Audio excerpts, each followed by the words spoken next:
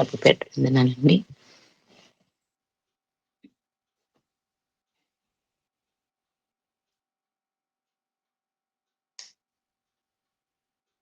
Okay. వాక్యంలోకి వెళ్ళిపోదాం.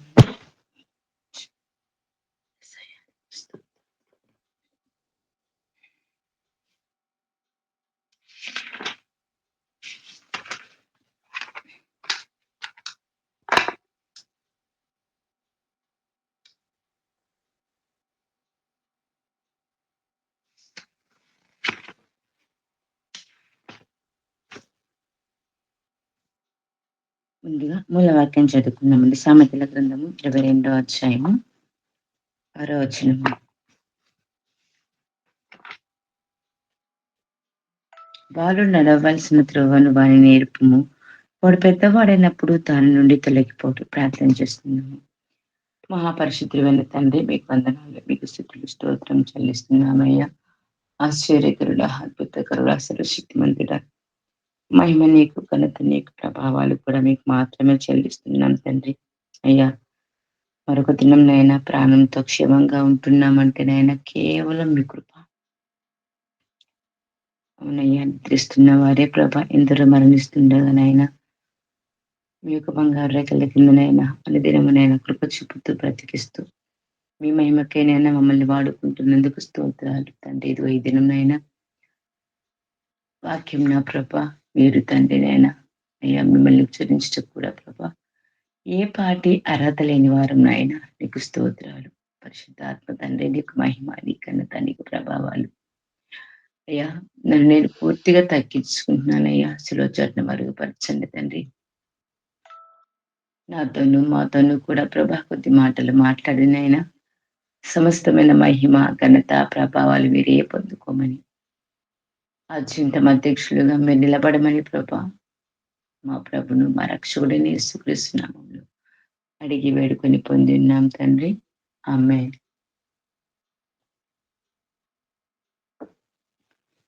అంటే చూసుకున్నప్పుడు మనము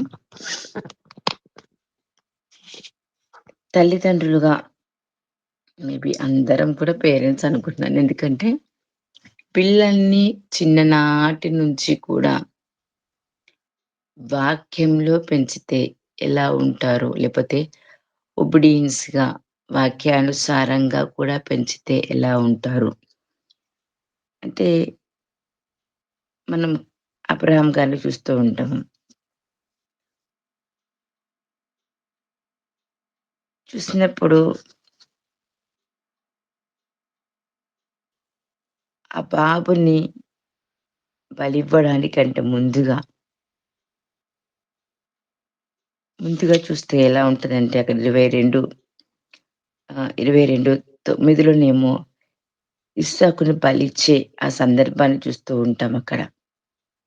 కానీ 18, 19 వచనంలో చూస్తే అబ్రహాము తన పిల్లల్ని ఎలా ఉంచుతాడు, తన పిల్లల్ని ఎలా ఆశీర్వదిస్తాడు అనేటువంటి వచనాన్ని మనం చూస్తూ ఉంటామంట. అంటే తను తను తన పిల్లల్ని ఏ రకంగా పెంచుతాడు, ఆ పిల్లలకి ఎటువంటి బ్లెస్సింగ్ వెళ్తూ ఉంటుంది అని చూస్తే మనం 18వ అధ్యాయము 19వ వచనాన్ని ఒకసారి మనం చూసుకున్నట్లయితే ఇక్కడ ఎట్లనగా యెహోవా అబ్రహామును గూర్చి చెప్పినది అతన్ని కలుగజేయనట్లు తన తరువాత తన పిల్లలు తన ఇంటి వారును నీతి న్యాయములు జరిగించుచు యెహోవా మార్గమును గైకొనుటకు అతడు వారికి ఆజ్ఞాపించినట్లు నేను అతన్ని ఎరిగి ఉన్నాను. అంటే అసలు అక్కడ ఆ ఇంకా పిల్లోడిని బలివ్వడం కానీ, బాబు ఒబీడియంట్ అవ్వడం కానీ కాదు. 18వ అధ్యాయంలోనే అబ్రహాము దేవుణ్ణి ఏ రకంగా విశ్వసించాడో, ఏ రకంగా నమ్మాడో, ఏ రకంగా ఫాలో అవుతున్నాడో, తన పిల్లలు కూడా అదే రీతిగా ఉంటారు. ఆటోమేటికల్‌గా దేవుడు ముందే చెప్తూ ఉన్నారు. అదే మనం 22లోకొచ్చేసినప్పుడు అక్కడ మనం 9దో వచనం చూసినప్పుడు ఇస్సాకుని బలిస్తున్న సందర్భం కనబడుతూ ఉన్నప్పుడు, అతను ఇద్దరు కలిసెళ్తూ ఉన్నారు. తండ్రి, కొడుకు ఇద్దరు వెళ్తూ ఉన్నారు. ఇస్సాకు అడుగుతాడప్పటికి, "నాన్న కట్టెలున్నాయి, నిప్పుంది, బలివ్వడానికి మరి గొర్రెపిల్ల లేదు కదా!" అనంటే, "యెహోవా చూసుకుంటాడు" అన్నాడు. కానీ తీరా అక్కడికెళ్ళిన తర్వాత చూసిన విధానాన్ని చూస్తే ఒకసారి మనము, ఆ బాబు మేబీ 13-15 వరకు ఉండొచ్చు. మరీ చిన్న పిల్లోడు కాదు. ఈయన వృద్ధాప్యంలో ఉన్నోడు పక్కన. ఆ బాబు కట్టేస్తూ ఉన్నప్పుడు అతన్ని తోసేసి ఎళ్ళిపోయి పారిపోవచ్చు పిల్లోడు. కానీ "నీవే నాన్న మరి ఆ బలిని" అనేసి అక్కడ తండ్రి చెబుతూ ఉన్నప్పుడు, ఒక్క మాట మారు మాట మాట్లాడకుండా ఒబే అవుతున్నాడు కదండీ! అతను మనకి కొత్త నిబంధనలో యేసుక్రీస్తు ప్రభుల వారికి సాదృశ్యంగా చూస్తూ ఉంటాం ఇస్సాక్ గారిని కూడా మనం ఇక్కడ. అయితే అతనెందుకు ఏమీ మాట్లాడలేదు? అంటే భక్తిలో తండ్రిని ఇంట్లో మొదటి నుంచి ఎలాగా చూసుండొచ్చు. ఇంకోటి గమనిస్తే ఇష్మాయేలు నమ్మినందుకే ఎల్లగొట్టేసింది. ఎవరు? షారయి గారు. షారా గారు. కానీ పిల్లోడిని చంపడానికి తీసుకెళ్తున్నాను అంటే, అరె! ఎలా ఉంటదో తెలీదు. కానీ అతను చెప్పలేదు. ఎందుకు దేవుడి మీద ఉన్నటువంటి విశ్వాసాన్ని బట్టి.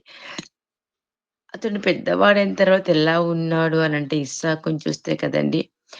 అబ్రాహాముకు తండ్రిగా లేపోతే కొడుకుగా కూడా ఆయన పిలువబడ్డానికి ఇష్టపడుతాడు. అబ్రాహాం కాలంలో కూడా నేనున్నాను అనేసి ప్రభు చెప్తూ ఉండడం మనం వింటూ ఉంటాం. అయితే ఇక్కడ నోవహు కాలానికొచ్చినప్పుడు ఒకసారి మనం చూస్తే అంటే ఒక తండ్రిని చూస్తే నోవాహుని చూసినప్పుడు ఎబ్రి 11:7 చూస్తే మునుపెరగని సంగతి దేవుడు బయలుపరిచినప్పుడు విశ్వాసముంచి నమ్మి ఓడను చేసి తనను, తన కుటుంబాన్ని, పిల్లల్ని రక్షించాడు. అంటే అప్పటిదాకా అటువంటి వర్షం లేదు. లేదా అటువంటి ప్రళయం జరుగుతుందని లేదు. అంత కంటిన్యూషన్ రెయిన్ లేదు. కానీ పడవ చేస్తూ ఉన్నంత కాలము ఏ రకంగా అందరూ నవ్వారో, ఏ రకంగా వెక్కిరించారో మనకి వాక్యం తెలుసు. కానీ అతను ఎప్పుడూ జరగని విషయం జరుగుతుందని దేవుడు చెప్పిన వెంటనే నమ్మి విశ్వసించడమే కాకుండా ఓకే. ఇతను చెప్పాడు ఇంట్లో. మేబీ తన భార్యకు, పిల్లలకు, కోడళ్ళకు కూడా చెప్పుండొచ్చు దేవుడు చెప్పిన విషయాన్ని. వాళ్ళు ఏ రకంగా నమ్మి ఉంటే అందరూ కూడా ఆ పడవను కట్టడానికి అద్భుత రీతిగా సహాయం చేసుండొచ్చు. ఇక్కడ యాస్ ఎ పేరెంట్స్ ఏ రకంగా వెళ్తూ ఉన్నారో పిల్లల్ని గమనిస్తూ ఉన్నాం మనం ఇక్కడ. ఇక మనము ఇంకా చూసుకుంటూ వచ్చేస్తే ఎలా అంటే, ఒక తల్లి పిల్లల్ని ఏ రకంగా చూస్తది, అతను ఏ టైంకి లేస్తది, పనోళ్ళకి ఎలా ఉంటది, ఎలా పనులు చెప్తూ ఉంటుంది, ఆమె డ్యూటీస్ ఏంటి అని చూస్తే మన సామెతలు 31 మొత్తం మనకి కనిపిస్తూ ఉంటుంది. నెక్స్ట్ మనకి ఇప్పుడు యెషయా గ్రంథంలో చూసుకున్నప్పుడు అహరోను యాజక వంశంలోకొచ్చినప్పుడు మోషేని, అహరోను గురించి చెప్తూ ఉంటాడు దేవాదేవుడు. కానీ ప్రార్థనా పరుల గుంపులోకొచ్చినప్పుడు సమూయేలు మాత్రమే కనిపిస్తూ ఉన్నాడు. ఒక్కడే వన్ అండ్ ఓన్లీ కనిపిస్తూ ఉన్నాడు. దేనికి అనంటే మనము మొదటి మొదటి సమూయేలు గ్రంథం మొదటి అధ్యాయంలో మనకి ఆ అధ్యాయం అంతా చూసుకున్నప్పుడు హన్నా కనిపిస్తూ ఉంటుంది. మాక్సిమం అందరూ ఏం చెప్తూ ఉంటారంటే ఆవిడ పిల్లల కోసమే ఏడ్చింది అనంటే, పిల్లల కోసమే ఏడ్చుంటే అమ్మాయిని, అబ్బాయిని ఎవరినైనా అడగొచ్చు ఫస్ట్ పాయింట్. పిల్లల కోసమే ఏడ్చున్న తల్లయితే పాలు మానగానే తీసుకొచ్చేసి షిలోహ్‌లో పడేస్తాననేసి చెప్పదు. మూడోది చూస్తే ఆ అబ్బాయి పాలు మానేలోపు మేబీ 3 ఇయర్స్ చేసుకుందాం. మాక్సిమం 3 ఇయర్స్ వరకు ఒకవేళ పాలిచ్చినా కూడా, ఆ 3 ఇయర్స్ వరకు ఆమసలు షిలోహ్‌లో అడుగు పెట్టలేదండి. ఎందుకు? భర్త రమ్మంటాడు. నేను రాను. ఒకేసారి పాలు మానిన తర్వాతొస్తానని చెప్తూ ఉంటుంది. ఆ పిల్లోడు పాలు మానే లోపు మీరు గమనిస్తే ఆవిడ ప్రత్యక్ష గుడారం ఫోటో మొత్తం నేర్పిచ్చేసింది పిల్లోడికి. అంటే బయట ప్రాంగణం ఎక్కడ, పరిశుద్ధ స్థలం ఎక్కడ, కాళ్ళు ఇత్తడి గంగాళం ఎక్కడుంటే కాళ్ళు కడుక్కోవాలి, జంతువులను ఏ రకంగా బలి ఇవ్వాలి, ఒకవేళ బలిస్తే ఎటువంటి మాంసాన్ని కాల్చాలి, ఎటువంటి మాంసాన్ని తను తినాలి, నెక్స్ట్ ఆ రక్తాన్ని ఎక్కడ ప్రోక్షించాలి, పాప పరిహారానికొచ్చినటువంటి వ్యక్తికి ఏ రకంగా చెయ్యాలి, ఒలివ గింజలెలా దంచాలి, నూనె ఎలా తీయాలి, దీపం ఎలా వెలిగించాలో మొత్తం నేర్పించడమే కాకుండా ఏఫోదు వస్త్రం 3 ఇయర్స్ పిల్లోడు ఒక ఏఫోదు వస్త్రం ఎలా ధరించాలో కూడా పూర్తిగా నేర్పించేసింది. మీరొకసారి దాన్ని మళ్ళీ, మళ్ళీ మీరొకలా చాప్టర్‌ని చదవగలిగితే షిలోహుకెళ్ళినప్పుడు ఆవిడ ఏడుస్తూ వచ్చింది.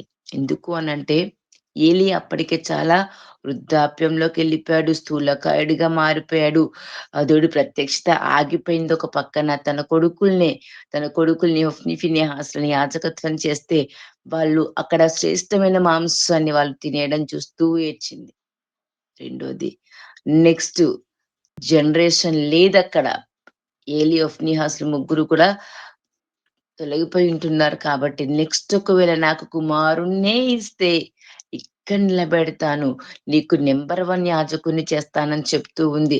అంటే ఒక తల్లి ఏ రకంగా నెక్స్ట్ జనరేషన్ అంటే యాస్ పర్ ఒక క్రైస్తవ్యంలోనికి అంటే నెక్స్ట్ జనరేషన్‌లో ఒకవేళ చర్చ్ ప్లాంటేషన్‌లో ఉంటే ఒకవేళ పిల్లోడు నెక్స్ట్ ఎలా ఉండాలి అనే విషయాన్ని ఆవిడ ఏ రకంగా నేర్పుతూ వచ్చిందో చూస్తున్నాం. అంటే ఒక మంచి గుడ్ పేరెంట్స్‌ని చూస్తూ ఉన్నాం ఇప్పటిదాకా మనం ఇంకా. కానీ మనం ఒకసారి ఇక్కడ రెండో రాజులు చూసుకున్నప్పుడు 21 అధ్యాయం చూస్తే మనష్షే కనిపిస్తాడు. ఇతన్ని మనము తప్పిపోయిన కుమారుడిగా పాత నిబంధన గ్రంథంలో చూస్తూ ఉంటాం. హిజ్కియాకి దేవుడు ఆయుష్ ఇచ్చిన తర్వాత పుట్టినటువంటి కుమారుడిన. 15 ఇయర్స్ ఆయుష్ ఇస్తారు కదండీ! అప్పుడు పుట్టినటువంటి పిల్లోడు కాబట్టి 12 ఇయర్స్ అప్పుడు హిజ్కియా చనిపోవడం జరుగుతుంది. కానీ ఆ భార్యాభర్తలు ఇద్దరు కూడా ప్రార్థనాపరులు. అతను రాజైన డే 1 నుంచి కూడా చనిపోయేంత వరకు కూడా ఎక్కడ ఆహ్, దేవుడికి తక్కువ చేసినట్టుగా తనకు అనిపించడు. తన భార్య కూడా అద్భుతమైన ప్రార్థనా పరురాలుగా కనిపిస్తూ ఉంటుంది బైబిల్‌లో. కానీ మనష్షే మరి ఆ రకంగా అవ్వలేదు. పేరెంట్స్ లేరు డ్యాడీ చనిపోయేసరికి ఫ్రెండ్స్‌ని బట్టి, లోకాన్ని బట్టి, లోకాశల్ని బట్టి విగ్రహారాధనలోకెళ్ళిపోతూ దేవుడికి హేయమైన క్రియలు చేశాడంట. అంటే ఇప్పుడు మన పిల్లలున్నారు ఒకవేళ ఫర్ ఎగ్జాంపుల్. ఎలా అనంటే ఇప్పుడు మనం ఎంత ఆహ్, డే 1 నుంచి లేపోతే వాళ్ళకి కొంచెం జ్ఞానం వచ్చిన దగ్గర నుంచి అంటే 2-3 ఇయర్స్ నుంచి సండే స్కూల్‌లో పెంచుతూ, చర్చుల్లో పెంచుతూ, పరిచర్లో పెంచుతూ, చూపిస్తూ వస్తున్నామేమో. కానీ ఈ ప్రెజెంట్ ఉన్న సొసైటీ ఎలా ఉందంటే నిజంగా జీవ గ్రంథంలో పేర్లు రాయబడ్డ వారిని సహితం కూడా ఆహ్, త్రోవ తప్పించేసి నరకానికి పట్టుకెళ్తున్నాడు. ఎందుకంటే అపవాది యవ్వనస్తులకు ఎరలు వేసి గుచ్చి లాగుతూ ఉన్నాడు. వల్లి వేస్తూ ఉన్నాడు. నరకానికి లాక్కెళ్ళిపోవడానికి. అంటే ఎంత ప్రార్థన మనము చేస్తే, ఎంతలా కన్నీరు కారుస్తూ పరిచర్య, ఆత్మల యొక్క భారము పిల్లలకి నేర్పించగలిగితే ఒకవేళ గినక వాడు ప్రస్తుత కొద్ది కాలం ఒకవేళ తొలగిపోయినా కూడా మనస్సు కూడా తొలగిపోయాడు పూర్తిగా. అతను తొలగిపోయినప్పుడు తల్లిదండ్రి పక్కన అసలు లేనే లేరు. కానీ ప్రార్థనుందండి. ప్రార్థనుంది కేవలం. ఆ ప్రార్థన ఎలా చేసింది అంటే నిజంగా శత్రువులొచ్చి కుక్కని కట్టేసినట్టుగా కట్టేసి, గొలుసులేసి పట్టుకెళ్ళిపోయి పనిష్మెంట్ ఇస్తూ ఉన్నారు. కానీ ఇతను వెళ్ళినటువంటి ఆ సంవత్సరాల గ్యాప్‌లో దేవుడెవరికీ తన సింహాసనాన్ని ఇవ్వకుండా ఆపుచేసాడు. ఆ పనిష్మెంట్ సమయంలో తనకి రియలైజ్ అయ్యాడు. కన్ఫెస్ అయ్యాడు. తన తప్పు తను తెలుసుకున్నాడు. ఒప్పుకున్నాడు. దేవుడిని క్షమాపణ అడిగాడు. అద్భుత రీతిగా దేవుడు అతన్ని మళ్ళీ విడిపించి తన సింహాసనాన్ని తనకివ్వడం జరుగుతది. కానీ మళ్ళీ అమ్నోనుని ఆ రకంగా మళ్ళీ మనస్సే పెంచలేదు. అంటే తల్లిదండ్రుల యొక్క ప్రార్థన ఏ రకంగా ఉంది అనేది మనం చూసుకుంటూ వస్తే అద్భుతంగా కనిపిస్తూ ఉంటారు. మీరు ఇంకొకటసలు న్యాయాధిపతుల్లో యెఫ్తా కనిపిస్తాడు మీకు. అతను కూడా నిజంగా ఒక వేశ్య కుమారుడే. కానీ ఆయన పరాక్రమం గల బలాఢ్యుడుగా కనిపిస్తూ ఉన్నాడు పరిశుద్ధ గ్రంథంలో. దేవుడు రాయించాడు ఆ పేరు. కానీ కిందనే వేశ్య కుమారుడని రాపిస్తూ ఉన్నాడు. కదండీ! యుద్ధానికెళ్ళిపోయాడు. ఫస్టు ఇక్కడ అన్నలు తండ్రి ఎవరైతే అవమానిచ్చారో అదే ప్లేస్‌కి న్యాయాధిపతిగా, అధికారిగా మారి యుద్ధం చేసి సంతోషంగా వస్తూ ఉన్న సందర్భంలో ఏదెదురొస్తే దాన్ని బలిచ్చేస్తానన్నప్పుడు తన ఏకైక కుమార్తె నిజంగా అబ్రాహాం కన్నా చూడండి మీరు ముందు ఇష్మాయేల్ ఉన్నాడు. తర్వాత కెతురా కూడా పిల్లలు పుట్టారు. కానీ యెఫ్తాకి ఎనక ముందు కూడా ఎవ్వరూ లేరు పిల్లలింకా. దట్టు పెళ్లి వయసుకొచ్చిన అమ్మాయి. అబ్రాహాం గారికి కనీసం యవ్వనంలోకి ప్రవేశిస్తున్న పిల్లోడిని చూసుకుంటే, యెఫ్తా కుమార్తె పెళ్లి వయసుకొచ్చిందంట. మంచి వర్షిప్ లీడర్ అమ్మాయి. అసలు పాటలు పాడుతూ, స్తుతిస్తూ, ఆరాధిస్తూ తన యొక్క క్వైర్ టీమ్‌ని తీసుకొని ఎదురొస్తూ కనిపించింది తండ్రికి. కానీ తను ఏడ్చినప్పుడు చెప్తూ ఉన్నాడు, "అమ్మా నేనిలా నిన్ను ప్రతిష్ఠించేసాను. నిన్ను బలి కదండీ! చంపి కాలపెట్టడానికి నేను నిన్ను మొక్కుకున్నాను" అంటే ఆ ఏజ్‌కొచ్చిన అమ్మాయి చెప్పిన మాటేంటంటే నిజంగా, "ఓకే నాన్నగారు మీరు దేవుడికి మాటిచ్చారు కదా! నన్ను ఆ రకంగా చేసేయండి. నాకు 2 మంత్స్ టైమ్ ఇస్తే నేను వెళ్లి మెంటల్‌గా ప్రిపరేషన్ తీసుకొని ప్రేయర్ చేసుకుంటాను తప్ప నేనొచ్చేస్తాను. మీరు నన్ను చంపేయొచ్చు." కదా! ఈ కాలం యూత్ ఎవరైతే ఉన్నారో, పిల్లలెవరైతే ఉన్నారో, మనము ఆ రకంగా పెంచగలుగుతున్నామా పిల్లల్ని? ప్యూర్‌గా వాక్యంలో, ప్రార్థనలో కదండీ! అభిషేకంలో మనతో పాటు ఉదయం కుటుంబ ప్రార్థన, సాయంత్రం కుటుంబ ప్రార్థన. ఇక మీరు చూస్తే ఆహ్, యాజకులు అంటే లేవీయుల పిల్లలు కాకుండా మిగతా ఈ గోత్రం వాళ్ళ పిల్లలు 20 అప్ టు 20 వచ్చిన తర్వాతనే వాళ్ళు కౌంటబుల్ అయ్యేవాళ్ళు. కానీ లేవీయుల పిల్లలు ఎవరు యాజకులుగా ఎవరైతే ఉంటున్నారో వీళ్ళ పిల్లలు మాత్రం అప్ టు 6 మంత్ నుంచి వాళ్ళు పరిశుద్ధ గుడారంలో తిరగాలి. తండ్రితో పాటు పరిశుద్ధ గుడారంలోనే ఆడుకోవాలి. అదే స్థలంలో వాళ్ళు సేవను చూస్తూ పెరగాలి.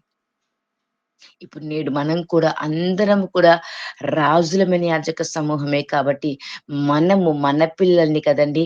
ఫ్యాషనబుల్ డ్రెసొస్తే మన పిల్లలే కొనాలి. అద్భుతమైన కటింగొస్తే మన పిల్లలే చేసుకోవాలి. ఇక అమ్మాయిల గురించి చెప్పలేదు. చర్చిలో ఉన్న ఏమంటారు వాళ్ళు చర్చికొస్తున్నారో, ఫంక్షన్‌కొస్తున్నారో అర్థం కావట్లేదు. కొనిచ్చేది మనమే. వాళ్ళకి తెలీదండి. తల్లిదండ్రులు కొనిస్తే తప్ప పిల్లలేమి అడగ ఒకవేళ అడిగినా సరే, అది కరెక్ట్ కాదమ్మా అంటే ఎక్స్‌ప్లనేషన్ ఇవ్వగలిగితే తప్పకుండా వాళ్ళకర్థమవుతది. కానీ వినేటువంటి స్థితిలో పిల్లలుండట్లేరు. ఎందుకంటే నా కళ్ళ ముందే ఇప్పుడు తెలిసిన సిస్టర్స్ ఉంటారు. వాక్య పరిచర్య చేస్తున్న సిస్టర్స్ ఉంటారు. వాళ్ళు బిఫోర్ ఒక 3 ఇయర్స్ బ్యాక్ వరకు కూడా వాళ్ళ పిల్లల వస్త్ర విధానం కానీ, కటింగ్స్ కానీ అన్నీ కూడా చాలా పద్ధతిగుండేవి. కానీ రీసెంట్ క్రిస్మస్ చూసినప్పుడు ఆ పిల్లలు మొత్తం చినిగిపోయిన ప్యాంటేసుకొని చర్చికెళ్లారు పండక్కి. ఏంటి సిస్టర్ గారు అలా అంటే, "అది ఫ్యాషన్ అంటమ్మా కొనకపోతే ఊరుకోవట్లేరు పిల్లలు." అంటే కొనకపోతే ఊరుకోని రేంజ్‌కి వెళ్ళిపోయారు వాళ్ళు. "నీకేం తెలుసా? నీ నీకేం తెలుసు? నీకేం తెలుసు?" అంటూ ఉన్నారు. మరి మనం గుడ్ పేరెంట్స్‌గా ఉన్నామా? లేపోతే కదండీ! ఎలా ఉన్నాము? ఎలా ఉన్నాము? మనము చూస్తే ఒకసారి ఏలీని చూస్తాం. ఇక్కడే మనం ఒక బ్యాడ్ పేరెంట్‌గా చూసుకున్నప్పుడు అతను అక్కడే ఉన్నాడు కానీ, పిల్లలు ఎలా చెడిపోయారు, ఎలా నాశనం అవుతున్నారు, ఎలా పరిశుద్ధ స్థలంలో వ్యభిచారం చేస్తూ ఉన్నారు. ఆల్రెడీ వార్నింగ్ ఇచ్చిన వాళ్ళు తీసుకోలేదు పిల్లలు. వినలేదు పిల్లలు. నెక్స్ట్ ఇప్పుడు నేను పాస్టర్ అమ్మనైతే నా పిల్లలే పాస్టర్‌లవ్వాలి. నా పిల్లలే వర్షిప్ చేయాలి. అంటే జనరేషన్ వైస్‌గా భక్తి లేనే లేదు. ఎందుకంటే నెక్స్ట్ ఎవరు వాక్యం చెప్పాలో, ఎవరు ఆరాధించాలో దేవుడు ఒక వ్యక్తిని ఉంచుతాడు తప్పకుండా. కానీ ఇక్కడ ఇప్పుడు ఎట్ ప్రెజెంట్ ఏం జరుగుతుందంటే జనరేషన్ వైస్ బైబిల్‌లో ఎలాగైతే వస్తూ ఉందో, అలాగే జరుగుతుంది తప్పించి, అసలు నా పిల్లోడికి పరిచర్య భారం ఉందా లేదా? అతనికసలు సేవా పిలుపు ఉందా లేదా? అతను మరి జాబ్ చేస్తానంటాడా? చదువుతాడా? అది దేవుడి చిత్తంలో ఏమయ్యుంది అనేది ఎంత మాత్రం కూడా ఆలోచించగలగట్లేదు. పిల్లల్ని చనిపోయే స్థితికి కదండీ! పెళ్ళైందొక అమ్మాయికి పక్కన కదండీ! నిండు చూలాలు భార్య కదండీ! ఆవిడ మోకాళ్ళుండి వెంటనే వాళ్ళు చనిపోయారనగానే, అయ్యో! దేవుడి ప్రభావం వెళ్ళిపోయింది అని కొడుకు పేరు పెట్టుకోవడం జరుగుతూ చూస్తూ ఉన్నాం ఇక్కడ.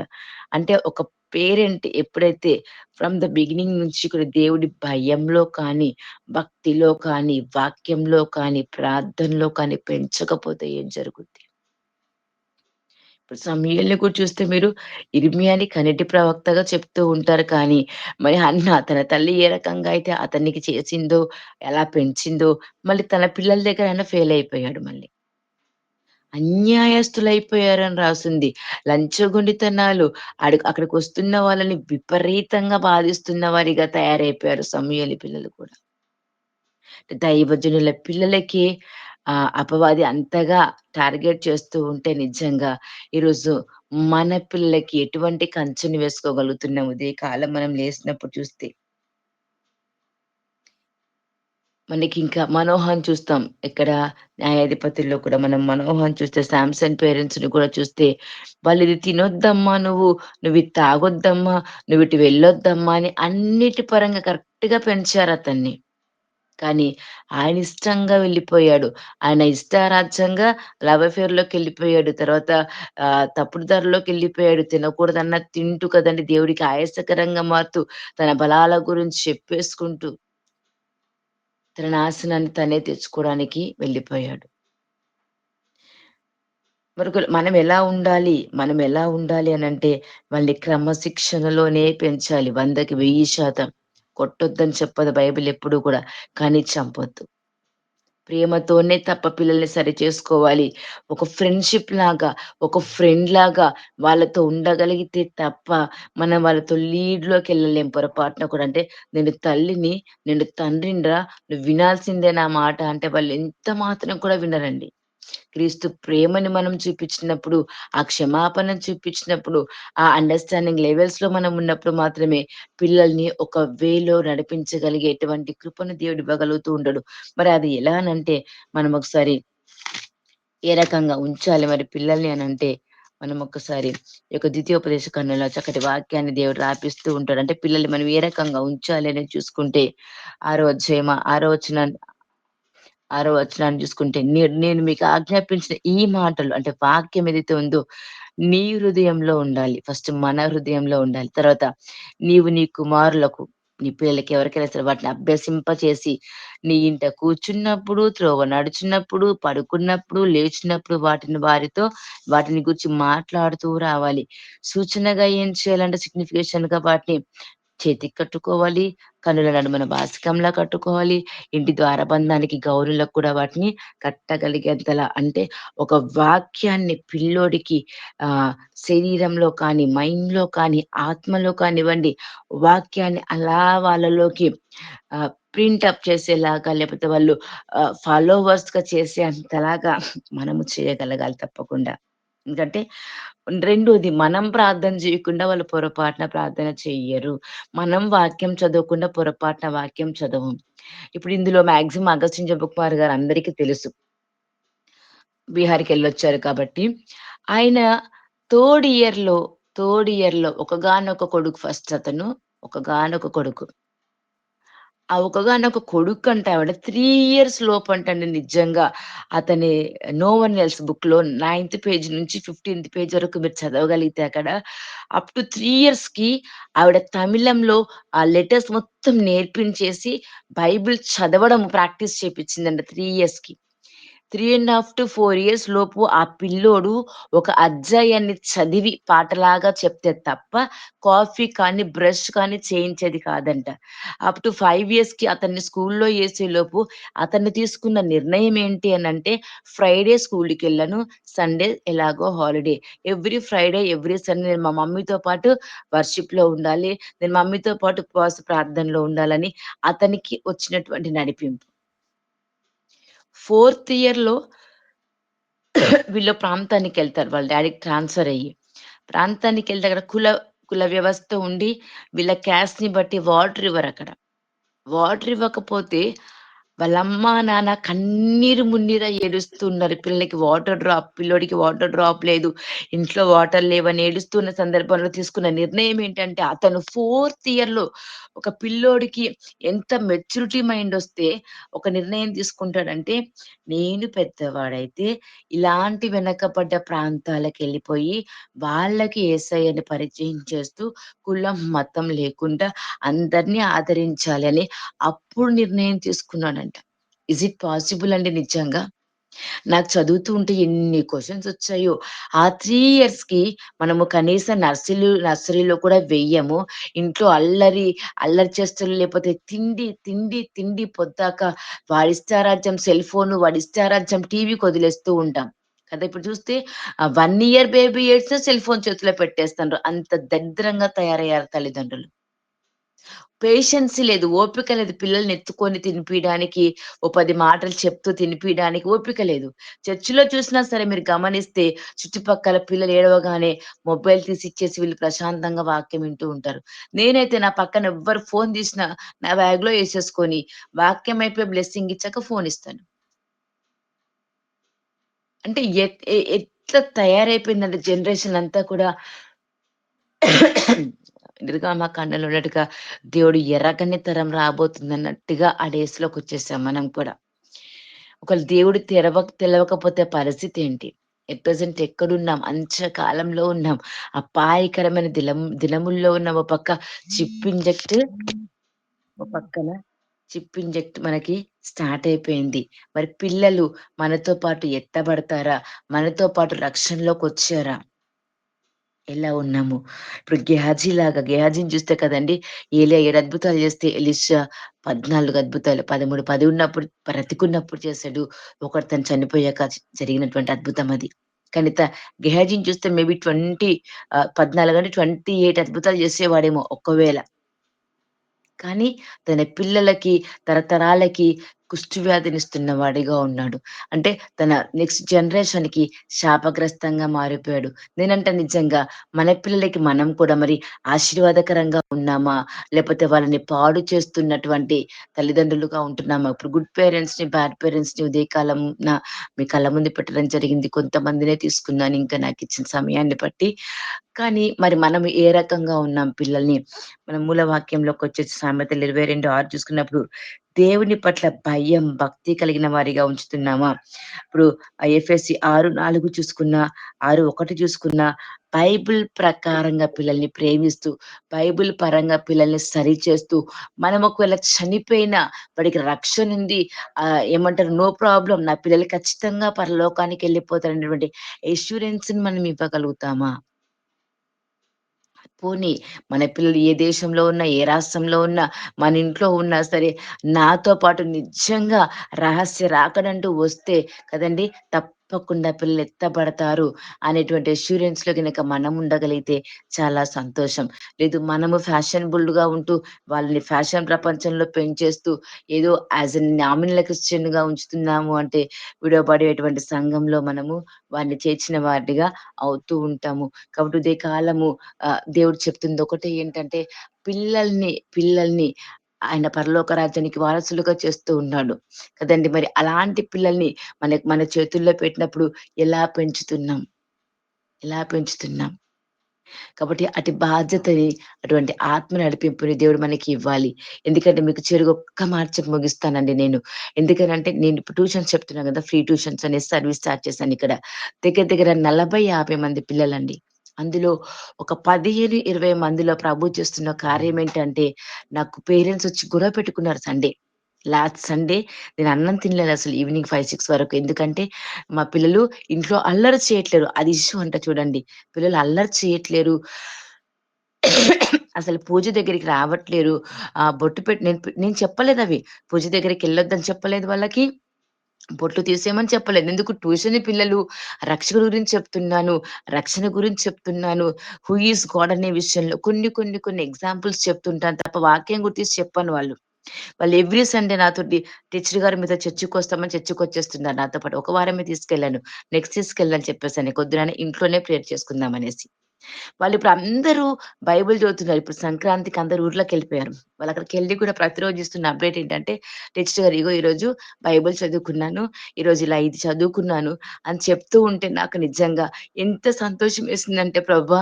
అది నీ నడిపింపు కదా ప్రభా! మేము అన్‌యూజ్‌లెస్ కూడా. మేము ఒక చిన్న విత్తనం వేస్తాం కానీ అది వృద్ధి చేయువాడవు, నీరు కట్టువాడవు, ఫలించువాడవు నీవు మాత్రమే. ఆ బిడ్డల ద్వారా నువ్వు మహిమ తెచ్చుకో, ఆ కుటుంబాలకు రక్షణ ఇవ్వు అని అన్నప్పుడు నిజంగా బయట నిలబెట్టారండి. పిలిచి నన్ను ఇంట్లో నుంచి. వాళ్ళ పిల్లలుంటున్న ఏరియాకి పిలిచి నన్ను బయట నిలబెట్టారు. కానీ వాళ్ళేమన్నా సైలెంట్‌గా భరించి నన్ను కోప్పడ్డా వాళ్ళ ఇంట్లో ఒక బాబు బెడ్ సిక్ అయిన పేషెంట్. ఉత్తేజ్ పిల్లోడు. అంటే 8 ఇయర్స్ వరకు బాగున్నాడంట. ఏదో డిసీజ్ వచ్చిందంట. బెడ్ మీదనే ఇప్పుడు గత 5 ఇయర్స్ నుంచి ఆ పిల్లోడు.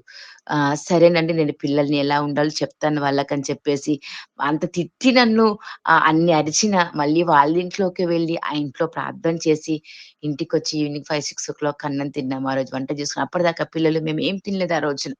అంటే మా ప్రయాస ఎట్లుందంటే నిజంగా కొంతమంది పిల్లలు నిజంగా ఎందుకంటే చిల్డ్రన్ మినిస్ట్రీ చేస్తుంటాం కాబట్టి కొంతమంది పిల్లలకైనా విత్తనం వేస్తే వాళ్ళు పెద్దవారైనాక తొలగిపోరు. నిన్న ఒక ఎయిత్ క్లాస్ ముస్లిం అబ్బాయి చెప్తున్న మాటేంటంటే, నేను రాకడ గురించి బైబిల్ చదువుతూ ఉంటే అడిగాడు. ఈ 666 గురించి చెప్తూ ఉన్నప్పుడు, మరి మేము ముస్లిమ్స్ కదా సిస్టర్ గారు, మరి మాకు ఇవన్నీ మేము ఫాలో అప్ అవ్వం కదా! మరి మా పరిస్థితి ఏంటి అంటే, ఒకవేళ విడవబడితే ఇలా చిప్పే ఇంజెక్ట్ చేయించుకోకూడదు. ఆ 666 చేయించుకోకూడదు. చంపేస్తారు. చనిపోతే కూడా పర్లేదు హతసాక్షులుగా ఉన్న మరి ప్రభు దగ్గరికెళ్ళే అవకాశం ఉంది అంటే, వాడు ఎయిత్ క్లాస్ అబ్బాయి చెప్తున్న మాట నైటు నేనొకవేళ విడవబడితే, ఆ గుర్తేయించుకోనండి మైండ్‌లో గట్టిగా పెట్టుకుంటాను. చచ్చిపోతానని చెప్తాను వాళ్ళకని ఎయిత్ క్లాస్ అబ్బాయి చెప్తుంటే, రాత్రంతా 1 వరకు ప్రార్థన చేస్తాను పిల్లల కోసం నిజంగా. గర్వం కాదు కానీ, మనం చేసేటువంటి ప్రయాస ఎంత అద్భుతంగా ఉంటదో చిన్న సాక్ష్యంగా పంచుకుంటున్నానండి. నిజంగా ఉదయకాలం మరి ప్రభు ఇచ్చినటువంటి అవకాశాన్ని బట్టి, బ్రదర్ ఇచ్చినట్టు అవకాశాన్ని బట్టి నిజంగా దేవుడికి వందనాలు. బ్రదర్ గారికి వందనాలండి. కొద్ది వాక్యం మనందరి వినికిడిలో దేవుడు దీవించును గాక. Praise lord brother. Praise lord brother. Praise lord sister. మన బట్టి దేవునికి ఎన్నో